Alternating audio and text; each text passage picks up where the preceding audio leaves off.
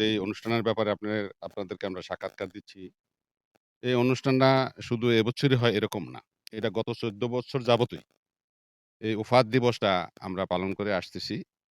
আল্লামা শেখ মাসুদ আহমদ বর্তমান যে পীর সাহেব গদিসীন, উনার নেতৃত্বে, উনার বুদ্ধি পরামর্শের যুক্তিতে আমরা এলাকাবাসী, এলাকার বাইরে সবাই যৌথভাবে মিল্লা যেহেতু ২ জন পীরের বিষয় নিয়ে আমরা এই দরবারের সাথে সম্পৃক্ত।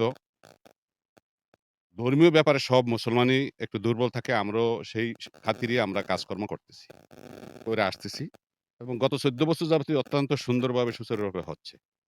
আর উনার চাচার যে বিষয়টা আসছে ৯ তারিখের, এটা উনার ইচ্ছা উনার বাপ, উনার ভাইয়ের জন্য উনি করবে কি করবে না, এটা তো উনার ব্যক্তিগত বিষয়। এটা নিয়ে আমাদের কোনো ঘাটাঘাটি নাই।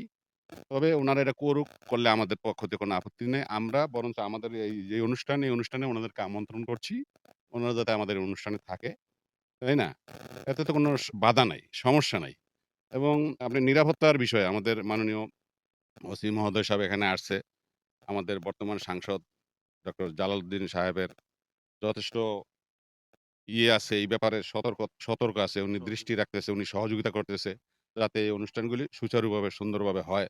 যার পরিপ্রেক্ষিতে ওসি মহোদয় সাহেব উনার আদেশিত হয়েই তো এখানে আসছে। তাই না? উনি